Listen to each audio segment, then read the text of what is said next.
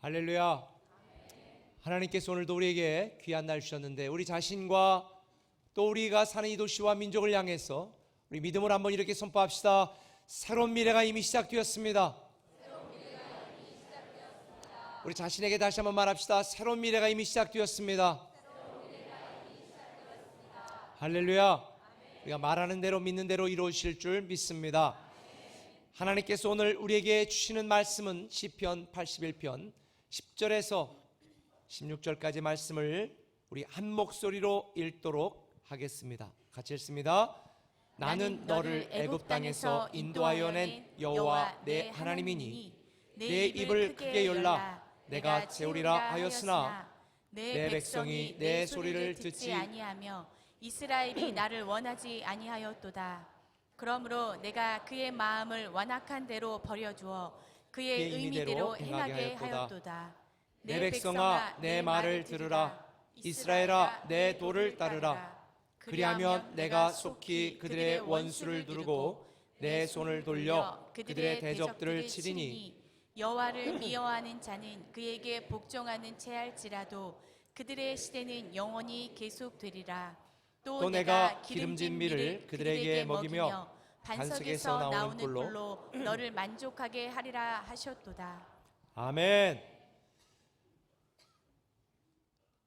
여러분 중에 혹시 사다리 걷어차기라고 하는 말을 들어본 적이 있나요?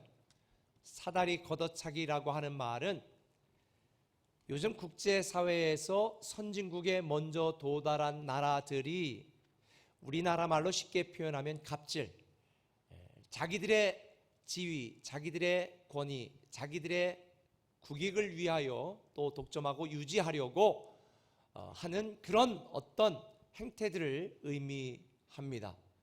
실제로 지금 미국도 자기 나라의 국익을 우선시하는 이 정권에서 우리나라에 터무니없는 또 방위비를 요구하기도 하고 또 일본 같은 나라도 자기들의 이익과 또 욕심 때문에 수출을 금지하거나 우리나라를 공경에 빠뜨리려고 하는 그런 압박을 계속하고 있는 상황입니다.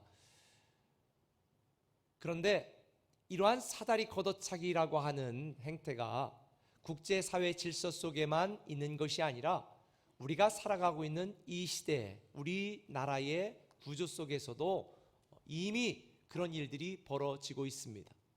왜 많은 사람들이 불공정한 경쟁이나 불공정한 기회에 대하여 분노할까요?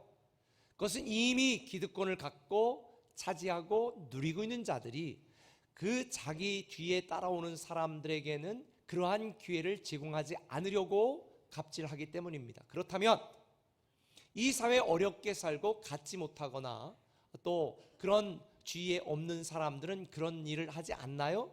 아니에요. 그들 역시도 또 자기 밑에나 또 다른 사람들이 자기가 누리는 그 지위를 넘보지 못하도록 사실 갑질을 해대고 있습니다. 그런데 이게 어쩔 수가 없는 것 같아요. 왜냐하면 이 땅에 많은 사람들이 나누고 베풀고 사랑하는 이 창조론적인 가치를 따라 사는 것이 아니라 내가 죽어야 내가 산다라고 하는 이 적자 생존의 경쟁 구조 속에서는 당연한 일입니다. 그걸 이상하게 생각할 수가 없습니다. 이 진화론적인 구조를 가진 사람들이 창조론적인 구조와 생각과 가치관을 가지고 베풀고 나누고 섬기는 이런 가치체계가 확립되고 공유되지 않는다면 그 어떤 정치인도 시스템이 변화가 된다 할지라도 미래는 없습니다. 내일은 없습니다.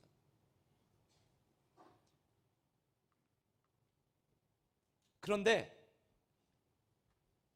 이러한 사회 구조나 현상 속에서 많은 사람들이 좌절하고 낙담한다는 거죠. 내일에 대한 일말의 기대감도 없이 그저 견디고 버텨야만 되는 오늘에 힘겹게 살아가고 있는 것이 거의 많은 사람들의 모습이죠. 그러다 보니까 얼마 전에 상영되었던 이 기생충이라는 영화, 그 다음에 스카이캐슬이라는 이런 드라마들이 많은 사람들에게 공감되어지고 보고 지지하는 이유가 바로 그런 사회 구조, 사다리 걷어차기가 일상화된 우리의 삶의 현장 속에 염증을 느낀 사람들의 반응이 아닐까라는 생각을 합니다. 지금 우리가 살고 있는 시대, 우리가 처한 환경, 희망보다는 낙심과 좌절이 가득한 세상입니다. 특별히 이미 기득권을 유지하고 살아가고 있는 사람들과는 달리 살아야 될 일이 많은 청년들은 오히려 그 좌절감이 점점 더 심해져서 요즘 청년들이 이런 말을 한다고 그래요. 헬조선. 좀 이해가 돼요. 그런데 이게 지금 우리나라가 지옥입니까? 헬이 지옥인데 우리나라가 지옥이래요. 그 다음에 이생망. 이생망이 뭔가 그랬더니 이번 생에는 망했다. 이게 이생망이라네요.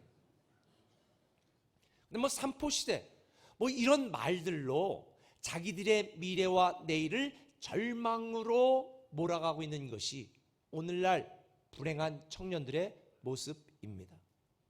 그런데 여러분 이거 아셔야 됩니다. 지난주 하나님이 우리에게 주신 말씀처럼 모든 그리스도인에게는 눈부신 내일이 예비되어 있습니다. 할렐루야. 세상 사람들이 주지 못하는 기뻐하는 내일, 승리하는 내일, 회복하는 내일, 눈부신 내일이 우리에게는 예비되어 있는 줄 믿으시면 아멘. 전능하신 하나님이 우리와 함께 하시고 그 하나님이 우리를 위하시고 그 하나님이 우리를 사랑하시는 한 우리의 내일은 희망적입니다. 비록 지금 내 마음대로 내 뜻대로 되지 않는다 할지라도 낙심하거나 좌절하지 말아야 됩니다. 왜?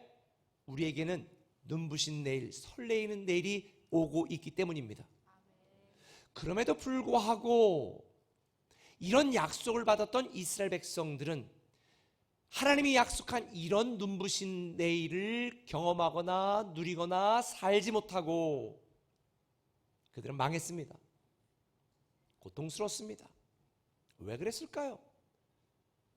그런 이스라엘 백성들을 보면서 안타까운 마음으로 교훈하는 내용이 오늘 저와 여러분이 읽었던 본문 말씀입니다.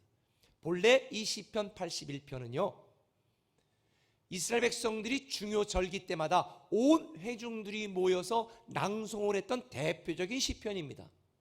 그만큼 중요한 의미가 담겨 있다는 거지요. 하나님은 이 시편을 통해서 이런 눈부신 내일을 약속받았음에도 불구하고 불순종하다가 망하고 괴로움을 당하고 있는 이스라엘 백성들의 과거를 짚어가면서 너희들이 다시 하나님의 말씀대로 살고 순종하면 꿀이 흐르는 것 같은 너희들이 만족한 내일을 살게 될 것이라고 강조하고 알려주는 것이 우리가 읽은 본문 시편의 내용입니다. 그렇다면 저와 여러분 우리 모두도 이 쏟아 부어주시는 하나님의 은혜를 경험하고 하나님이 우리를 위하여 예비하신 눈부신 내일의 주인공이 되려면 어떻게 될까? 내일이 되어야 합니다. 제가 말하는 내일은 tomorrow, 앞에 있는 내일은 tomorrow, 뒤에 있는 내일은 my job, 내가 할 일이라는 의미입니다. 하나님이 우리에게 약속하신 tomorrow is my job, 사실 정확한 표현을 해내기가 힘들어 제가 이렇게 말합니다. 하나님이 우리에게 약속하신 tomorrow, 내일은 나의 일입니다. 나의 job입니다. 그런 생각으로 살 때에 우리는 눈부신 내일, 설레이는 내일의 주인공이 될 수 있습니다. 우리가 하나님이 약속한 이런 아름다운 풍성한 내일을 경험하지 못하는 이유는 하나님 때문이 아닙니다. 우리 때문입니다. 하나님 탓이 아닙니다. 다 내 탓입니다. 많은 사람들이 하나님 앞에 불평하고 원망합니다. 아닙니다. 나의 연약함, 나의 부족함, 나의 미련함, 나의 어리석음을 탓해야 되는 것입니다. 우리가 범사에 감사해야 되는 이유가 뭔지 아세요? 하나님은 우리에게 눈부신 내일을 약속했기 때문에. 그런데 자기들이 믿음이 없어서 자기들이 말씀대로 순종하지 않아서 그 내일을 경험하지 못하는 것을 갖고 하나님께 불평하고 원망하는데 여러분, 여러분의 범사에 감사하시기 바랍니다. 그러면 불행은 끝납니다. 지난주 말씀한 것처럼 여러분이 감사하면 여러분의 형통과 행복은 연장되는 줄 믿으시면 아멘. 다시 말씀드리지만 하나님이 약속한 내일은 내 일입니다. Tomorrow is my job. 그래서 우리가 이번 꿈꾸며 한 달 살기를 넘어서 꿈꾸며 인생 살기를 결단하는 저와 여러분, 오늘 이 순간 우리가 해야 될 일이 뭔가? 그 첫 번째는 이것입니다. 보장된 내일을 기대하라는 것입니다. 한번 따라합시다. 보장된 내일을 기대하라. 보장된 내일을 기대하라. 오늘 본문 10절을 같이 한번 크게 읽어보겠습니다. 읽습니다. 나는 너를 애굽 땅에서 인도하여 낸 여호와 내 하나님이니 내 입을 크게 열라 내가 채우리라 하였으나.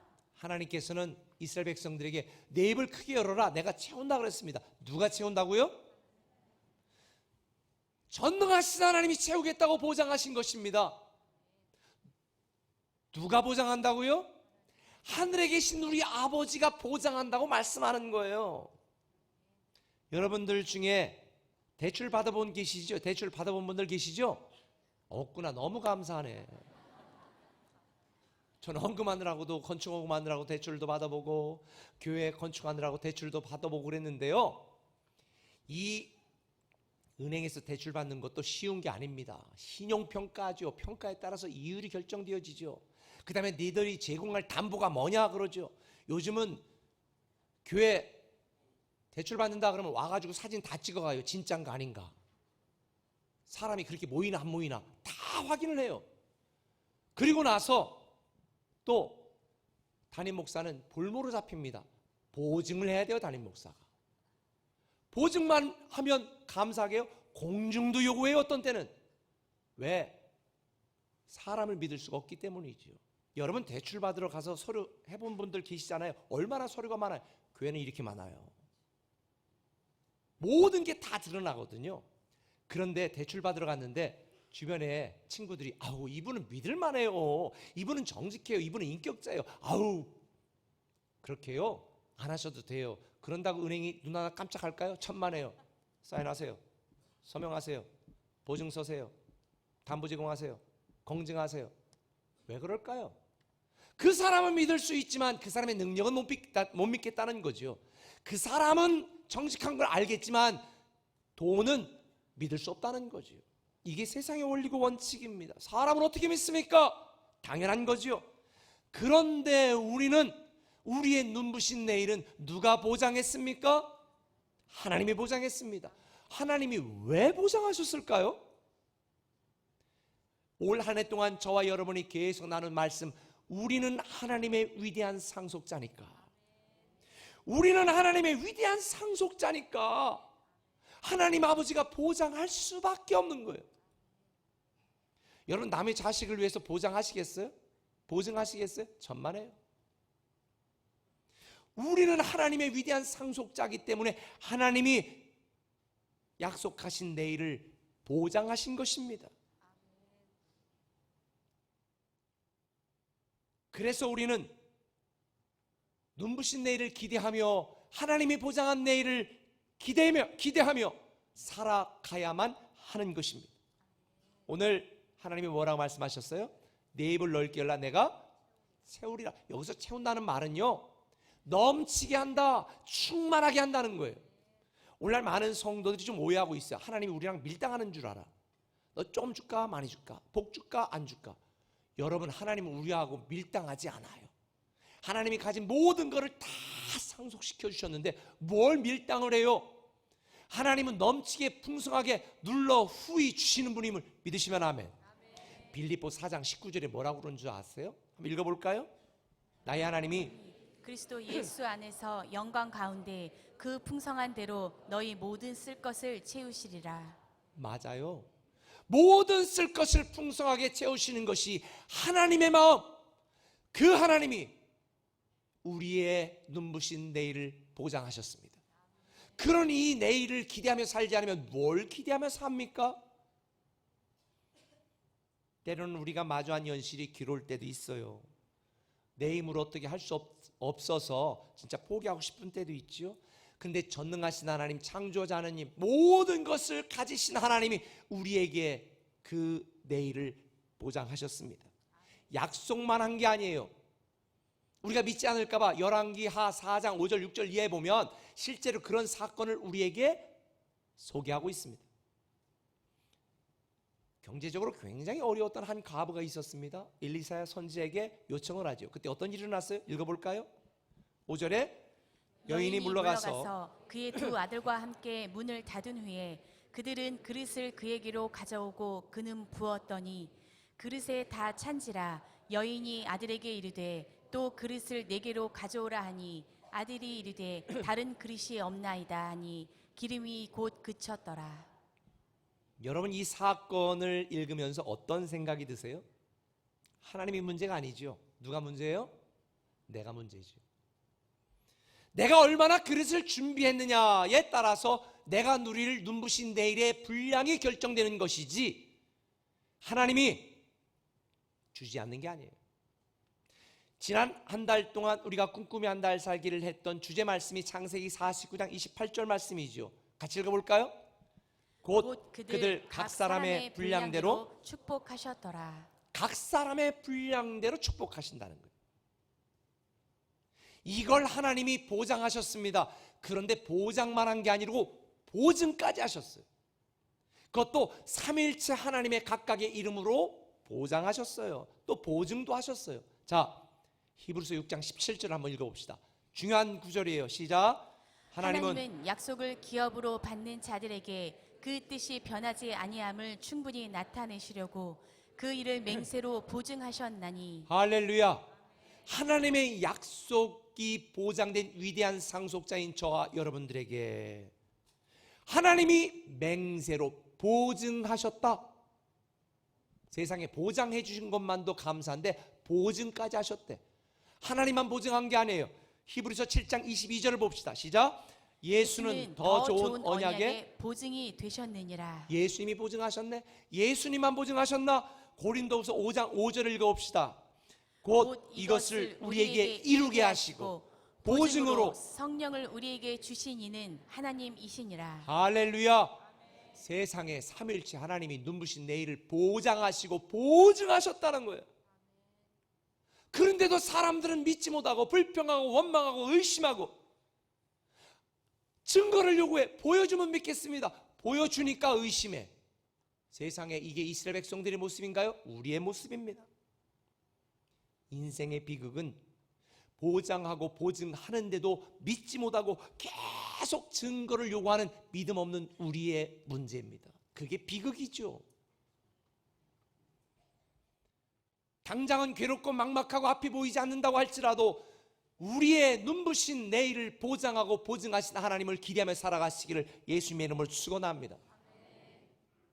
그런데도 믿음이 없으니까 늘 계산해. 내가 원하는 걸 어떻게 얻을 수 있을까? 이걸 어떻게 보장받을 수 있을까? 늘 우리는 의심하면서 고장난 계산기를 두드리고 있어. 근데 여러분, 인생이라는 게 여러분이 계산한 대로 여러분 흘러왔어요? 제가 목회를 그래도 나름대로 했잖아요. 제가 공주에 처음 부임해서 목회를 할 때에 이제 좀 괜찮아 보이는 사람들을 한 10몇 명을 뽑았어. 그리고 양육을 한번 합시다. 그래서 그 사람들이 훌륭한 리더가 될 거라고 생각해서 기대하고 막 했어. 근데 지금까지 남아있는 사람이 몇 명이나 될까요? 물론 그 중에 많은 분들이 제 기대대로 계산대로 리더가 된 분도 있지만 그 어떤 분들 중에 이사 가고 뒤통수 치고 탐욕으로 스스로로 삶을 무너뜨리는 사람들도 있어. 아하, 인생은 내 계산으로 되는 게 아니라 하나님의 계획으로 이루어지는구나. 그런데 여러분, 왜 아직도 계산하고 있어요? 무엇을 얻을까? 어떻게 살아갈까? 고장난 계산기입니다. 계산이 안 되는 거예요. 원래 믿음은 계산이 안 되는 거예요. 그래서 제가 얼마 전에, 오래전에 본 영화 대사가 생각이 나요. 최종병기 활이라고 하는 영화 아시죠? 거기에 마지막 장면에 오랑캐가 자기 누이를 볼모로 잡고 죽인다고 딱 하고 있는데 마지막에 그 주인공이 활을 비틀어서 탁 쏘는데 거리도 먼데 바람까지 불어. 그런데 활을 탁 놓고 띠용, 활이 쫙 날아가서 정확하게 누이 뒤에 있는 오랑캐의 눈을 관통을 하거든요. 그리고 나서 유명한 말을 했잖아요. 바람은 계산하는 것이 아니라 극복하는 것이다. 너무 멋지지 않아요? 바람은 계산하는 게 아니라 극복하는 거래. 맞아요. 우리 인생 앞에 수많은 문제가 생깁니다. 여러분, 계산하지 마세요. 우리에게는 보장된 미래가 있습니다. 보장된 내일이 있습니다. 우리와 함께 하시는 하나님이 극복하게 하시고 이기게 하시고 그 미래를 누리게 하시는 줄 믿으면 아멘. 송기론 목사님의 말처럼 인생의 가장 큰 저주는 목마름이 아니라 만족할 줄 모르는 메마름이다. 그게 인생의 저주예요. 저는 여러분들이 육신에 대한, 세상적인 거에 대한 모든 탐욕을 버리고 정말 하나님께만 갈급한 영혼의 심령이 되시기를 예수님의 이름으로 축원합니다. 그래야 될 이유는 우리의 눈부신 내일을 보장하시고 보증하시는 분이 우리의 아버지 하나님이시기 때문에. 오늘 보면 10절을 보십시다. 나는 너를 애굽 땅에서 인도하여 낸 내 하나님이다. Your God. 하나님 편에서 볼 때는 내 하나님, 우리 편에서 볼 때는 내 하나님이라는 거예요. 내 하나님, 남의 하나님이 아니라 내 하나님. 저는 기도할 때 이 찬양을 좋아해요. 나의 하나님, 나의 하나님. 여러분, 남의 하나님이 아니에요. 내 하나님이에요. 나를 책임지시고 나를 위하시고 나를 승리케 하시고 나를 회복케 하시고 나를 기뻐하게 하시는 하나님이 나의 하나님. 11, 12절은 계속 말해요. 너는 내 백성이라, 너는 내 백성이라. 제가 충청도 사람이니까 이걸 충청도 버전으로 해볼게요. 너는 내 새끼요. 너는 내 새끼야. 너는 내 새끼. 그 하나님이 우리의 눈부신 내일을 보장하셨습니다. 물론 가끔은 이 보장하고 보증된 미래가 보이지 않아 답답하고 외롭고 힘든 일이 생길 때가 참 많아요. 그래서 저는 다윗을 좋아해요. 다윗은 파란만장한 인생을 살았거든요. 시편 3편에 보면 다윗이 그의 아들 압살롬에게 쫓겨갈 때, 아니 자식이 넌 애비도 아니야 이러고 막 칼 들고 죽이러 오는데 이게 얼마나 비극적인 상황이에요. 그때 시편 3편에 이렇게 고백하죠. 여호와여 나의 대적이 어찌 그리 많은지요. 일어나 나를 치는 자가 많으니이다. 많은 사람이 나를 대적하여 말하기를 그는 하나님께 구원을 받지 못한다 하나이다. 얼마나 절망스러워요. 그런데 다윗은요 3절 이하에 이렇게 고백하는 거예요. 여호와여 주는 나의 방패시요 나의 영광이시요 나의 머리를 드시는 자시이니다. 천만인이 나를 에워싸 진친다여도 나는 두려워하지 않겠습니다. 너무 멋지잖아요. 어떻게 다윗이 이렇게 고백을 할 수 있었을까? 그는 눈부신 내일, 회복하게 하는 내일, 승리하게 하는 내일을 기대하고 있었기 때문입니다. 그런데 여기에 이 좌절과 절망의 탄식이 끝나는 다시 신앙 고백하는 3절 앞에 그러나라는 단어가 번역이 생략되어 있어. 원어에는 있어요. 제가 그러나라는 거를 이 단어를 넣어서 우리말로 제가 다시 제 버전으로 원어를 직접 해석해서 읽어볼게요. 하나님, 저 죽을 것 같습니다. 너무 괴롭습니다. 더 이상 내 삶에 희망도 소망도 찾아볼 수 없습니다. 그러나 눈부신 내일을 보장하신 하나님, 기뻐하고 승리하는 내일을 보증하신 하나님, 그러나 그 하나님이 내 편이시니 두려워하지 않고 눈부신 내일을 맞이하겠습니다. 저는 여러분들이 이 믿음으로 다윗처럼 극복하고 견디고 이겨내시기를 예수님의 이름으로 축원합니다. 우리에게 보장하시고 보증하신 하나님이 히브리서 6장 18절에 이렇게 말씀하셨어요. 쉬운 성경으로 같이 읽습니다. 하나님께서는 결코 거짓으로 약속하지 않으시며 거짓 맹세도 하지 않으십니다. 변하지 않는 이 두 사실은 하나님께 피난처를 구하는 우리들에게 용기를 주며 우리가 받은 소망을 붙들 수 있는 힘을 줍니다. 할렐루야. 저는 눈부신 내일, 회복하는 내일, 치료하시는 내일을 보장하시고 보증하신 하나님을 믿는 믿음 안에 오늘을 살아가시고 그 내일이 나의 일, tomorrow's my job 이라고 생각하는 여러분 되시기를 예수님의 이름으로 축원합니다. 그런데요, 늘 성경을 보면 여기서 끝나면 좋겠지만 꼭 우리가 해야 될 일이 있어요. 손뼉이 마주쳐야 소리가 나는 것처럼 우리에게 쏟아 부어주시는 그 놀라운 하나님의 은혜는요, 준비된 오늘로 응답하는 나의 믿음이 있을 때만 가능하네요. 한번 따라합시다. 준비된 오늘로 응답하라. 준비된 오늘로 응답을 해야 되는 거예요.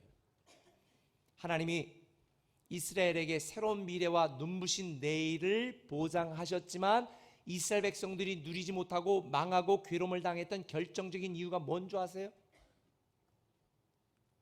믿음으로 준비된 오늘로 응답하지 않았어요. 순종으로 준비된 오늘로 응답하지 않았어요. 인내로 준비된 오늘로 응답하지 않았어요. 그래서 망했어요. 근데 12절에 보니까 그러므로 내가 그의 마음을 완악한 대로 버려두어 그의 임의대로 행하게 하였도다. 하나님이 그냥 내버려 두었다는 거예요. 여러분, 주님께서 승천하시면서 마지막으로 우리에게 주신 말씀이 뭔지 아세요? 내가 세상 끝날까지 너희와 함께 있을 것이다. Every time, everywhere, 항상. 그런데 우리 인생의 괴로움과 답답함과 절망은요, 하나님이 함께 하시 않을 때 시작하는 거예요. 하나님이 우리와 함께 하신다면 우리에게는 그 어떤 낙심도 절망의 일도 일어나지 않습니다. 완악한 대로 버려두다, 이거보다 더 큰 저주가 있을까요? 하나님은 하나님의 말씀을 듣지 않고 순종하지 않고 따르지 않고 믿지 못하고 의심하는 그들을 내버려 두었습니다. 그 결과가 어땠을까요? 그들은 하나님의 말씀대로 순종하고 따른 게 아니라 자기의 주장대로, 여기 보니까 임의대로 행한 거예요. 지 경험대로, 지 판단대로, 세상 상식대로 행한 거예요. 이스라엘 백성들이 망한 건 그런 이유고 오늘날도 동일한 이유입니다. 목회자 세미나 갈 때마다 제가 늘 하는 말이 있다고 그랬잖아요. 제가 아버지 잘 만나서 여기까지 왔나요? 아니에요. 물론 5대 고조 할아버지부터 시작해서 얼마나 많은 기도가 있었기 때문에 여기까지 제가 왔겠어요.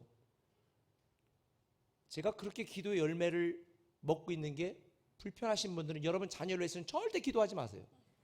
불편하신 분들은. 물론 그 눈물겨운 눈물과 헌신으로 여기까지 왔어요. 그러나 하나님이 우리에게 기회를 주지 않은 거 아니에요. 모든 사람에게 다 기회를 주셔. 그런데 우리가 하나님이 기회를 주셨을 때 우리가 준비된 오늘 응답하지 않은 거, 우리가 준비되지 않았기 때문에 슬픈 거예요. 알다시피 출애굽한 이스라엘 백성들의 미래는요, 적과 꿀으르는 가나안 땅이었어요. 근데 그들은 보장된 미래를 기대하지도 않았고 준비된 오늘로 응답하지 않았습니다. 망했습니다. 사사시대 가나안 땅에 들어가서도 왜 그들이 괴로운 인생을 살았을까? 이방민족의 침을 받는 이 처참한 삶을 살았을까? 그들 역시 하나님이 내가 너희의 왕이 되어주겠다, 왕 필요 없다. 그리고 사사기 21장 25절에 보니까 그때 이스라엘 왕이 없으므로, 왜 왕이 없어? 하나님이 왕이 되어주겠다고 그랬는데 사람이 각기 자기의 소견에 옳은 대로 행하였더라. 지 생각대로, 지 주장대로, 지 판단대로, 임의대로 자기 소견을 따라 행했더라. 그래서 비참한 삶을 살은 거예요. 여러분의 인생의 괴로움은요, 하나님 말씀대로 순종했기 때문에 그런 것이 아니에요. 여러분 임의대로, 여러분 생각대로, 여러분의 상식대로, 세상의 논리대로 살았기 때문에 겪는 어려움이에요. 그래서 오늘 본문에 보면 시편 기자는 이렇게 강조하죠. 13절에 내 백성아 내 말을 들어라, 이스라엘아 내 도를 따르라. 개역에는 명령형으로 번역을 했지만 이걸 원어적으로 해석해 읽으면 사실은 이런 의미가 더 맞아요. 만일 내 백성이 나에게 듣기만 했더라도, 이스라엘이 나의 길로 가기만 했더라도. 여러분 자녀들에게 가끔 이런 말 안 해요? 아이고 그때 공부 조금만 더 했더라면, 그때 엄마 그렇게 반대할 때 그 사람 만나지 않았더라면. 그 얘기죠 뭐. 하나님의 말씀을 따르지 않고 믿고 준비된 오늘로 응답하지 않은 이스라엘 백성들에 대한 안타까움이 바로 하나님의 마음, 우리에 대한 하나님의 마음. 우리의 눈부신 내일은 준비된 오늘로 응답하는 자에게 주시는 하나님의 선물인 줄 믿으시면 아멘. 그래서 우리는 지난 한 달 동안 꿈꾸며 한 달 살기 저녁마다 아침마다 집에서 훈련한 거예요. 저는 이렇게 생각해요. 믿음이라는 거는요, 갑자기 좋아지지 않아요. 이 믿음은 근육과 같아가지고 찢어지는 고통이 있어야 더 단단해지고 굵어지고 강해지는 거거든요.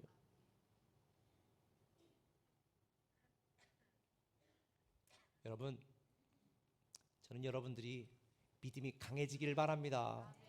제가 지난번에도 얘기했는데, 지난주에 제가 이렇게 아침에 이제 주일이면 바쁘잖아요. 바빠가지고 막 하고 이제 그렇게 하고 있는데, 제가 깜빡 잊었고 팔굽혀펴기를 안 해서 양복 입은 채로 막 팔굽혀 30개 하니까 우리 사람이 아이고 잘났다니 뭐 존경스럽네. 비겨 선수였던 김연아 선수가 책을 썼는데 그 책에서 자기의 심정을 이렇게 이야기하더라고요. 훈련을 하다 보면 늘 한계가 온다. 근육이 터져버릴 것 같은 순간, 숨이 턱까지 차오르는 순간, 주저앉아 버리고 싶은 순간, 이런 순간이 오면 가슴 속에서 뭔가가 말을 걸어온다. 이 정도면 됐어. 다음에 하자. 충분해. 라는 속삭임이 들린다. 하지만 이때 포기하면 안 한 것과 다를 바 없다. 이 순간을 넘겨야 그 다음 문이 열린다. 그런데 신앙생활도 마찬가지예요. 때로 우리가 믿음으로 살고 사랑으로 살고 순종으로 살고 헌신으로 사는 게 참 버겁고 힘들 때도 있어요. 저도 마찬가지예요. 정말 요즘처럼 박정근 목사님 말한 것처럼 목회는 사람이 할 짓이 아니다. 이게 얼마나 느껴지는지 몰라요. 진짜 포기하고 싶고 안락한 평안함을 선택하고 싶은 마음이 하루 12번도 더 들어요. 그런데 그때 제 마음속에 속삭임에 성령님이 이렇게 말하는 거예요. 편안함을 선택하면 서서히 죽어가는 것이다. 축 늘어진 바이올린 줄이 아름다운 음악을 만들 수 없어요. 우리가 주님 앞에 갈 때까지 우리는 우리에게 주어진 사명과 비전과 하나님에 대한 사랑과 열정을 가지고 끝까지 최선을 다하는 것, 착하고 충성된 종이 되길 원하지, 적당히 즐기다가 천국에 오기를 하나님은 원하지 않아요. 준비된 오늘로 응답하는 자에게 주시는 하나님의 눈부신 내일, 눈부신 미래가 여러분에게 임하기를 예수님의 이름으로 축원합니다. 요구르트 유명한 루이 파스테르가 그런 말을 했습니다. 발견의 기회는 준비되는 자의 것이다. 우연히 발견한 게 아니에요. 준비된 자에게 발견되도록 보이는 거죠. 성경에 나오는 믿음 사람들도 보면 다 하나같이 하나님이 보장한 미래를 기대하며 살았지만 그들은 또 하나같이 준비된 오늘로 응답했습니다. 저는 여러분이 그렇게 되길 바랍니다. 그래서 제가 미래를 준비하지 않는 것은 실패를 준비하는 것이라고 여러분에게 말하고, 하나님이 우리 꿈의 교회와 여러분에게 주신 비전을 우리가 준비해 가자고 그토록 강조하는 것입니다. 청년들에게 큰 도전을 주었던 김난도 교수가 쓴 아프니까 청춘이다 라고 하는 책에 이런 내용이 있습니다. 알은 스스로 깨면 생명이 되지만 남이 깨면 요리가 된다. 잘 모르겠어요? 알은요, 내가 깨면 생명이 돼서 나오지만 너미 깨면 요리가 된대요. 그래서 내일을 해라. 그리고 내일이 이끄는 삶을 살아가라. 여러분, 눈부신 내일을 기대하세요? 이쪽 동네 눈부신 내일을 기대하세요? 그러면 믿음으로 준비된 오늘로 응답하시길 바랍니다.